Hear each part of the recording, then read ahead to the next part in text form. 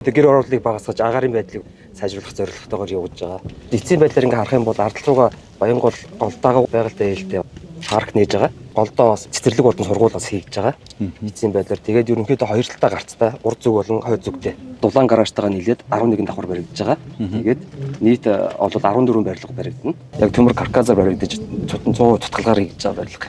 Тухайн төсөл маань бол 2007 айлын орон сууц бөгөөд өртөгт нийцсэн буюу орлогот нийцсэн орон сууц гэдгээр нийслэлээс бид нарт бодлогоор тусалж дэмжаад энэ ташрамнаас талархал илэрхийлээ. 3 сарын 15-наас хойш үндсэн ажил эхлээд нэг ч хоног тасралтгүй ажиллаад одоо өнөөдөр 6 сарын 6-ны хүртэл бид нар 4.5% дээр хүртэл ажиллаа явуулчихсан байгаа. Ерөнхий хугацаанаас бол 7 хоногор илүү давуулан биелүүлсэн явж байгаа. Тэгээ нийт талбай дээр маань бол 420 гаруй Монгол ажиллаж байгаа. Хөдөлмөр хамгаалал аюулгүй байдал, талбайн дэг заяагүй зохион байгуулалтын сертификатжуулсан сургалт бас нийслэлээс бас зохион байгуулж өгч байгаад баярлж байгаа. Нийслэлээс ингээд зохион байгуулж байгаа ажил болгон биел тод биш те нүдэн харагдахгүй, чихэн харагдахгүй зөндөө төслүүд байдгийг нэг нь одоо энэ Баянголын яамны төсөл буюу хотын төлөвлөлтийг зөв суулгаж өгсөн 960 хүүхдийн сургууль, 620 хүүхдийн цэцэрлэг, 1008 айлын автомашины зогсоолтой, 2007 айлын орон сууцны төслөө бид бүхэн бас нийслэлийнхаа удирдлагуудад амжилттай хэрэгжүүлж тэгээ энийг бас нэг жишг